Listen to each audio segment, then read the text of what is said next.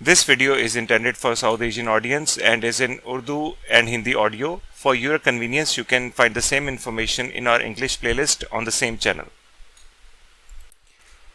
इस वीडियो में हम डिस्कस करेंगे कि ग्रिड टाइड सोलर टेक्नोलॉजी क्या होती है, ऑफ ग्रिड, ऑन ग्रिड और हाइब्रिड सोलर इन्वर्टर्स के अंदर डिफरेंस क्या होता है और आप कैसे सिलेक्ट कर सकते हैं कि कौन सी टेक्नोलॉजी या कौन सा कॉम्बिनेशन ऑफ टेक्नोलॉजी जो है वो आपकी एप्लीकेशन को सूट करेगा। मेरा नाम शाफ अली है, मैं microgrid automation subject matter expert हूँ। हमारी कंपनी ICSS इंजीनियरिंग कमर्शियल और इंडस्ट्रियल एप्लीकेशंस के लिए PV जनसेट कंट्रोलर्स और सोलर के एडवांस्ड मॉनिटरिंग सिस्टम्स देती है। हम ये सॉल्यूशंस ना सिर्फ पाकिस्तान में बल्कि इंटरनेशनली भी देते हैं। ऑफ ग्रिड सोलर टेक्नोलॉजी के अंदर जो सोलर इन्वर्टर लगा हुआ होता है उसके साथ बैटरी पड़ी हुई होती है, उसके साथ पैनल्स लिंक्ड होते हैं और ग्रिड की इनपुट भी इसके अंदर आ रही होती है। अब जैसे जैसे आपकी सूरज की धूप बढ़ती जा रही है वैसे वैसे आपके जो पैनल्स हैं वो DC पावर बनाते हैं और आपका जो सोलर इन्वर्टर है वो बैटरीज़ को चार्ज कर रहा होता है और जब उसको ज़रूरत पड़ती है, रेडिएशन कम हो जाती है और आपका लोड जब उठाना है या पीछे से बिजली चली जाती है तो उस सूरत के अंदर आपका ऑफ ग्रिड इन्वर्टर जो है वो बैटरी से DC पावर लेके AC पावर में कन्वर्ट करके आपका लोड उठाता है। ये एक जनरल ओवरव्यू है कि एक ऑफ ग्रिड इन्वर्टर चलता कैसे है। हाइब्रिड इन्वर्टर के केस के अंदर आपके जो ग्रिड इनपुट भी आ रही होती है आपके हाइब्रिड सोलर इन्वर्टर के अंदर और इसके अंदर सबसे बड़ा फ़ायदा ये है कि ये नेट मीटरिंग भी कर सकता है, यानी ग्रिड को वापस भी दे सकता है। प्लस आपके बैटरी का बैकअप है इसके अंदर कि अगर बिजली चले भी जाए तो आपका जो इन्वर्टर है वो अपनी जो स्टोरेज है उसके पास बैटरी के अंदर, उससे भी आपका इसेंशियल लोड जो है वो उठा सकता है। जो अच्छे हाइब्रिड इन्वर्टर्स होते हैं उसके अंदर जनरेटर की इनपुट का ऑप्शन भी होता है, उसके अंदर स्केजुलिंग का ऑप्शन भी होता है कि अच्छा बैटरी कितनी कम हो जाए, SOC कितना कम हो जाए तो जनरेटर को स्टार्ट करवा दिया जाए और बैटरीज उससे चार्ज कर ली जाए, लोड भी उठा लिया जाए साथ में, और जब बैटरीज एक ख़ास हद तक चार्ज हो जाए तो उसके बाद जनरेटर को वो बंद करवा दे। काफ़ी मुनासिब ऑप्शन होता है कि नेट मीटरिंग का फ़ायदा भी इसमें हो रहा है, एसेंशियल लोड भी उठ रहा है। तो हाइब्रिड टेक्नोलॉजी बेसिकली ज़्यादा प्रोडक्टिव साबित होती है, इसमें फ्लेक्सिबिलिटी ज़्यादा होती है। अब हम बात करते हैं ग्रिड टाइड टेक्नोलॉजी की कि ग्रिड टाइड टेक्नोलॉजी के अंदर बैटरी है ही नहीं, सिर्फ पैनल्स लगे हुए हैं और पैनल्स के साथ एक इन्वर्टर लगा हुआ है जो कि पैरेलल कन्फिग्रेशन में है, आपकी जो भी ग्रिड की इनकमिंग है या आपके लोड के साथ पैरेलल हुआ हुआ है।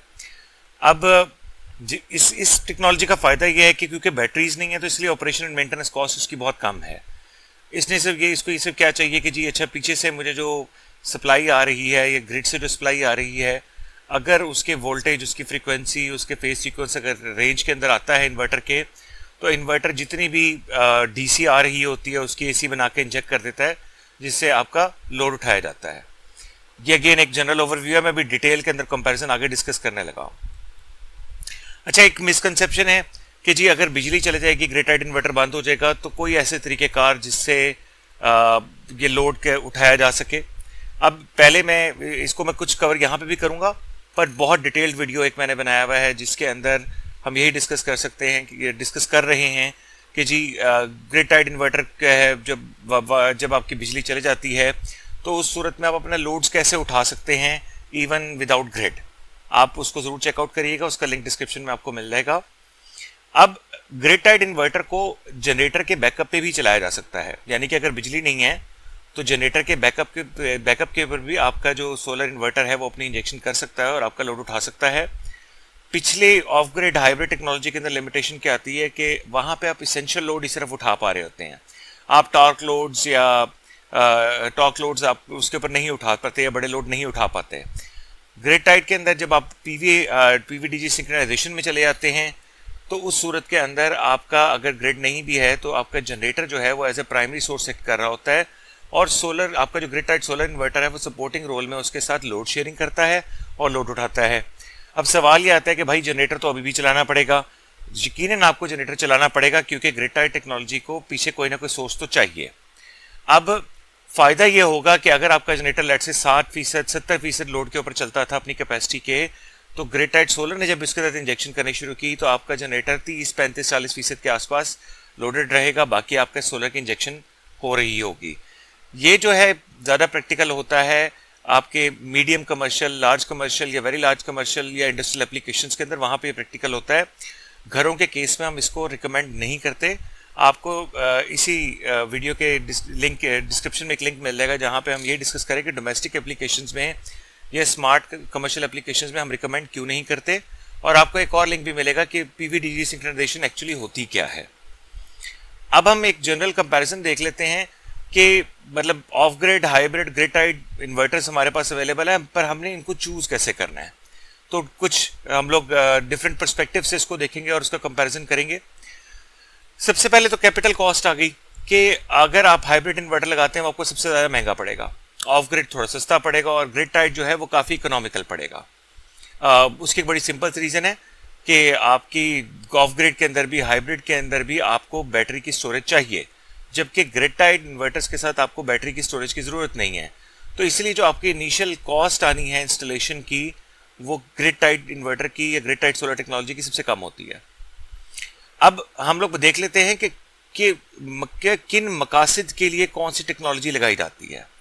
अगर ऑफ ग्रिड की बात करें तो ठीक है जी, हमें मॉनेटरी बेनिफिट ऑफ कोर्स मिलेगा, तो हम लोग कोई भी चीज़ लगाएंगे तो ऑफ ग्रिड हमारा एसेंशियल लोड उठा रहा होता है, जाहिर बात है हमें अपनी इलेक्ट्रिक कंपनी से बिजली कम लेनी पड़ेगी, तो हमें मॉनेटरी बेनिफिट मिलता है ऑफ ग्रिड से भी।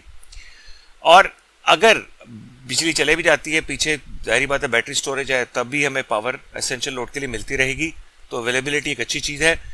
और तीसरी चीज़ कि अगर फॉर एग्जांपल कोई ऐसी रिमोट एरिया है जहाँ पे ग्रिड है ही नहीं, तो उस सूरत में ऑफ ग्रिड जो है वो ज़्यादा प्रैक्टिकल होता है कि ठीक है जी, जितनी धूप आई उससे बैटरियाँ चार्ज कर लीं और फिर जैसे जैसे ज़रूरत पड़ी उनको डिस्चार्ज कर लिया, और यही सर्कल फिर पूरे साल चलता रहा। अब हाइब्रिड इन्वर्टर के कॉन्टेक्स्ट में अगर देखें तो फ़ायदा क्या हुआ कि ऑफ कोर्स मॉनेटरी बेनिफिट ज़्यादा इसके अंदर हो सकता है। क्यों? क्योंकि आपका जो है वो बिजली का बिल कम हो रहा है। दूसरा, आपको नेट मीटरिंग का ऑप्शन भी मिल रहा है कि ठीक है जी, अगर आपका लोड कम है, आपकी पावर ज़्यादा बना रहा है आपका इन्वर्टर, तो आप वापस भी ग्रिड को भेज सकते हैं, जो कि आप बेसिकली क्रेडिट कर रहे हैं अपनी इलेक्ट्रिक कंपनी के साथ, और उसको क्लेम कर लेते हैं अपने बिल्स के अंदर, या उसको कैश आउट कर लेते हैं डिपेंडिंग अपॉन कि आप रहते कहाँ पे हैं।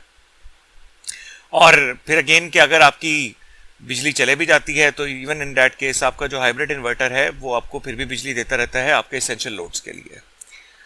जहां पे बात आती है ग्रिड टाइड की, ग्रिड टाइड तो प्योरली एक फाइनेंशियल सर्विस है, क्योंकि इसके अंदर बात ये हो रही होती है कि अच्छा आपने कितना बिल बचाना है, आपने 1/4, 1/4 बिल बचाना है, आधा बिल बचाना है, या आपने बिल देना ही नहीं है आज के बाद, आपने इतना ज़्यादा इंस्टॉल कर लिया। तो it is more of a financial service. ये इसका जो है मकसद ये, इन माय ओपिनियन, इसका मकसद ये नहीं है कि आप पावर की बात कर रहे हैं कि जी हमें बिजली मिलती रहेगी, नहीं। इसका मकसद ये है कि आपने अपना बिल अपनी इलेक्ट्रिक कंपनी की तरफ से कितना कम करना है या उनके साथ क्रेडिट करना है, आप करना क्या चाह रहे हैं, इसका असल मकसद वो है। अच्छा, अब हम बात करते हैं कि जी किस तरह का लोड कौन से इन्वर्टर, कौन सी टेक्नोलॉजी बर्दाश्त कर सकती है। जैसे अगर फॉर एग्जांपल टॉर्क लोड्स आते हैं या सर्ज लोड्स आते हैं, तो of grid inverter of course बर्दाश्त नहीं कर सकता। वो सिर्फ कुछ एसेंशियल लोड्स, लाइटें, पंखे, कंप्यूटर्स वगैरह, इस तरह का जो बेसिक सा लोड होता है वो उसको उठा पाता है। यही तमाम चीज़ ट्रू है हाइब्रिड इन्वर्टर के बारे में भी। पर ग्रिड टाइड इन्वर्टर टेक्नोलॉजी जो है उसके अंदर खूबसूरती ये है, क्योंकि वो प्राइमरी सोर्स के साथ चल रही होती है, इसलिए जब भी टॉर्क लोड आता है या सर्ज लोड आता है तो वो एक्चुअली इन्वर्टर पे रिफ्लेक्ट नहीं होता, वो प्राइमरी सोर्स पर रिफ्लेक्ट होता है। और फिर ग्रिड टाइड इन्वर्टर जो है वो कोशिश करता है कि समहाउ वो वाला लोड उठा पाए। तो इसीलिए टॉर्क लोड्स, यानी कि जो भी आपकी कमर्शियल और इंडस्ट्रियल एप्लीकेशंस हैं, वहाँ पे तो ग्रिड टाइड ही सबसे ज़्यादा फिजिबल है, क्योंकि वहाँ पे ऑफ कोर्स आपके टॉर्क लोड्स, आपकी मोटर्स ने भी चलना है, आपके पंप्स ने भी चलना है, आपकी बड़ी मशीनों ने भी चलना है, तो आपके तो टॉर्क लोड आएंगे ही आएंगे। तो ग्रिड टाइड टेक्नोलॉजी वहाँ पे इसीलिए सबसे ज़्यादा सूट करती है, और इसीलिए उसका जो प्रोबेबिलिटी ऑफ फेलियर है वो कम है। जैसे हम लोग भी डिस्कस करते हैं पॉइंट को कि जी पॉइंट ऑफ फेलियर्स जो है ना इन टेक्नोलॉजीज में है क्या क्या। जैसे नंबर 1, अगर हम लोग ऑफ ग्रिड इन्वर्टर की बात करें तो इसका जो डिस्चार्जिंग सर्किट है ये वही सर्किट है जो कि किसी भी यूपीएस के अंदर हुआ करता था। इसका मतलब है कि जो आपके मसले मसाइल यूपीएस के साथ होते थे कि जी बिजली के घर वाले कहते थे कि जी अगर ये वाला जो सॉकेट है ना बेटा, इसके ऊपर आपने इस्त्री नहीं लगानी। उसकी वजह क्या थी कि भाई जब इस्त्री चलेगी और जैसे उसके ऊपर लोड आएगा तो पीछे से यूपीएस या तो ट्रिप कर देगा या फिर डैमेज हो जाएगा। यही मसला ऑफ ग्रिड इन्वर्टर के साथ भी है और यही मसला हाइब्रिड इन्वर्टर के साथ भी है कि इनमें पॉइंट ऑफ, क्योंकि इनमें सोफिस्टिकेशन ज़्यादा है, ये प्राइमरी सोर्स के तौर पे एक्ट करने की कोशिश कर रहे होते हैं, तो इसीलिए इनके जो पॉइंट ऑफ फेलियर्स है वो ग्रिड टाइड इन्वर्टर्स की निस्बत ज़्यादा है। ग्रिड टाइड इन्वर्टर्स के केस में पॉइंट ऑफ फेलियर या बहुत कम है, बहुत ज़्यादा रगड़ चीज़ें होती हैं। अब इंडस्ट्रियल एप्लीकेशंस के अंदर ऑफ ग्रिड कामयाब नहीं है, हाइब्रिड भी कामयाब नहीं है। आपके पास वाहिद ऑप्शन है कि आप ग्रिड टाइड टेक्नोलॉजी पे जाएं। अगर आप कमर्शियल एप्लीकेशन की बात करते हैं, अब डिपेंड करता है कि कमर्शियल एप्लीकेशन क्या एक बहुत ही छोटी सी दुकान है जहां पे कुछ लाइटें पंखे चल रहे हैं, तो ठीक है, ऑफ ग्रिड भी चल सकता है, आपका हाइब्रिड भी चल सकता है और इवन ग्रिड टाइड भी चल सकता है। पर जैसे ही आपकी कमर्शियल एप्लीकेशन थोड़ी सी बड़ी होती है, आपका लोड बढ़ता है आपका, तो उस सूरत में ultimately you have no other choice but to opt for grid tied solar inverters. जहां पे बात की जाए डोमेस्टिक एप्लीकेशन के अंदर, तो उस केस के अंदर आप तीनों में से कोई भी लगा सकते हैं। सिर्फ आपने देखना ये है कि भाई आपके इलाके के अंदर बिजली कितनी जाती है। अगर तो आपके इलाके में बिजली बहुत ज़्यादा जाती है या बहुत रिमोट एरिया के अंदर और फ्लक्चुएशंस बहुत ज़्यादा होती हैं, तो मोस्ट प्रोबेबली आपको ऑफ ग्रिड या हाइब्रिड टेक्नोलॉजी के ऊपर जाना चाहिए, आपको ग्रिड टाइड टेक्नोलॉजी पे नहीं जाना चाहिए। ऑफ कोर्स कि बाय डेफिनेशन, क्योंकि भाई ग्रिड है तभी इन इन्वर्टर्स ने चलना है, अगर ग्रिड नहीं है तो ऑफ कोर्स नहीं चलेंगे। अब ऑफ ग्रिड इन्वर्टर को ग्रिड नहीं चाहिए, हाइब्रिड इन्वर्टर्स को ग्रिड चाहिए और ग्रिड टाइड इन्वर्टर्स को तो बिल्कुल ही ग्रिड चाहिए, क्योंकि उसके नाम में लिखा हुआ है कि ग्रिड टाइड, यानी कि ग्रिड से जुड़ के चलता है ये वाला इन्वर्टर। आपके ऑफ ग्रिड इन्वर्टर्स को बैटरीज चाहिए होती हैं, आपके हाइब्रिड इन्वर्टर को बैटरीज चाहिए होती हैं, ग्रिड टाइड के केस में आपको बैटरीज नहीं चाहिए होती। अब बात की जाए कि अच्छा जी इनके अंदर से, मतलब ठीक है, एक तो ग्रिड हमारे पास मेन सोर्स था, ऑफ कोर्स हम यहाँ पे सोलर की बात कर रहे हैं, तो जो हमारी पीवी है वो भी एक मेन सोर्स है जो कि हमें दे रही होती है बिजली, रीन्यूएबल एनर्जी दे रही होती है। पर डीजल जनरेटर इनमें से किन किन इन्वर्टर्स के साथ चल जाता है? ऑफ ग्रिड इन्वर्टर्स के साथ जो है डीजल जनरेटर नहीं चल पाता। हाइब्रिड इन्वर्टर्स जो कि बहुत सोफिस्टिकेटेड या बहुत अच्छे ब्रांड्स के होते हैं, उसके अंदर अमूमन जनरेटर इनपुट पोर्ट दी हुई होती है, बड़ी मजे की स्केजुलिंग उनके आपस में हो जाती है, तो वो एक अच्छा ऑप्शन है स्मॉल डोमेस्टिक या स्मॉल कमर्शियल के लिए। जहां तक रही बात ग्रिड टाइड टेक्नोलॉजी की, तो मीडियम कमर्शियल या लार्ज कमर्शियल एप्लीकेशंस के अंदर या इंडस्ट्रियल एप्लीकेशंस के अंदर वहां पे आपका जो डीजल जनरेटर है वो भी ग्रिड टाइड टेक्नोलॉजी के साथ मिलके चल जाता है।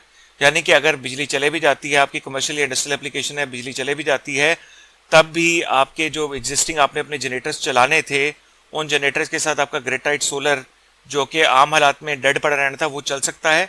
सिर्फ डिफरेंस क्या आता है कि आपको एक खास कंट्रोलर लगाना पड़ता है जिसको पीवी जेनसेट कंट्रोलर कहा जाता है। जैसा वीडियो आपने अभी देखा वैसे ही आपको पीवी माइक्रोग्रिड डिज़ाइन से रिलेटेड, पीवी जेनसेट कंट्रोलर से रिलेटेड, सोलर स्काडा मॉनिटरिंग से रिलेटेड और वीडियो के लिंक्स भी आपको इस वीडियो के डिस्क्रिप्शन में मिल जाएंगे।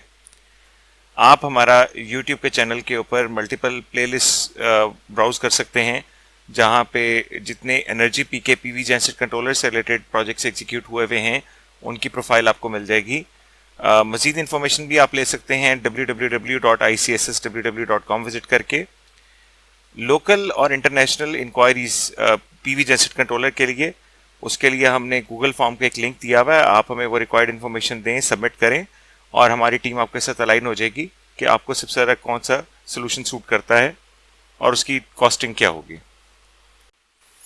हम सोलर की ऑपरेशन एंड मेंटेनेंस के लिए एक डिटेल्ड मॉनिटरिंग सिस्टम देते हैं जिसको हम पीवी स्काडा मैक्स कहते हैं। ये मीडियम लार्ज या वेरी लार्ज लेवल पे जो ग्रिड टाइड सोलर की इंटीग्रेशन होती है किसी कमर्शियल या इंडस्ट्रियल एप्लीकेशन में, उसके लिए प्रैक्टिकल है। इसके जो मेजर फीचर्स हैं वो ये कि ये हाईली स्केलेबल है, ये इवन 100 किलोवाट से लेके गीगावाट्स तक के प्रोजेक्ट के ऊपर ये वाला जो पीवी स्काडा मैक्स सिस्टम है ये चल जाता है। ये रियल टाइम मॉनिटरिंग दे रहा होता है कि इनके हर इन्वर्टर की किसी भी स्ट्रिंग के ऊपर इस टाइम पे चल क्या रहा है। ये रियल टाइम के अंदर अगर किसी किस्म के इन्वर्टर के ऊपर कोई फॉल्ट्स आ रहे हैं या माइनर फॉल्ट्स आ रहे हैं या वार्निंग्स आ रही हैं, उनको रिकॉर्ड भी कर रहा होता है और ये भी रिकॉर्ड कर रहा होता है कि वो मसले हल कब हुए। ये आपको ये भी दिखा रहा होता है कि आपका इस टाइम पे कौन कौन से सोर्स चल रहे हैं, कौन कौन से जनरेटर्स चल रहे हैं, ये ग्रिड के कौन कौन से कनेक्शंस चल रहे हैं सोलर के साथ, और आपका वेदर कैसे परफॉर्म कर रहा है। ये आपको इस चीज़ की ट्रांसपेरेंसी भी देता है कि आपकी एनर्जी जनरेशन या कंजम्पशन की जो डेली की रिपोर्ट्स होती हैं वो भी ऑटोमेटिकली जनरेट कर देता है। इसके पास तमाम इलेक्ट्रिकल पैरामीटर्स, चाहे वो जनरेटर साइड के हों, वो ग्रिड साइड के हों या वो सोलर इन्वर्टर साइड के हों, तमाम का हिस्टोरिकल डाटा इसके पास पड़ा हुआ होता है जिसको किसी भी टाइम पे पुल किया जा सकता है। ये थर्ड पार्टी स्काडा सिस्टम्स जो कि अमूमन इंडस्ट्रीज़ में पहले से लगे हुए होते हैं उनके साथ भी इंटीग्रेट हो जाता है, उनका डाटा ले भी लेता है, अपना डाटा उनको दे भी देता है। और सबसे अहम कि ये आपको फैक्ट बेस्ड बताता है, फैक्ट्स बताता है कि कब हुआ, क्या हुआ। ये आपके लिए बहुत ज़रूरी है जब आपने रूट कॉज एनालिसिस करना हो कि भाई अगर एक मसला आया था, वो मसला कितनी देर तक बैठा रहा, उसको टाइमली हल क्यों नहीं किया गया, हमारी प्रोडक्शन का लॉस या हमारी जनरेशन का लॉस क्यों हुआ। ये आपको ये भी बताता है कि आपकी सोर्स के बीच में ट्रांजिशनिंग कब हुई, कब किस जनरेटर से ग्रिड पे गए, कब किस ग्रिड से जनरेटर पे गए, या कब किस जनरेटर से किस जनरेटर के ऊपर गए। मैं आपके साथ एक लिंक शेयर कर रहा हूँ गूगल फॉर्म का, जो कि पर्टिकुलरली पीवी स्काडा मैक्स की अगर कोई भी इंक्वायरी है, कोई भी इन्फॉर्मेशन आप मज़ीद जानना चाहते हैं तो आप हमसे कांटेक्ट कर सकते हैं उस इन्फॉर्मेशन को फिल करके। बहुत बहुत शुक्रिया।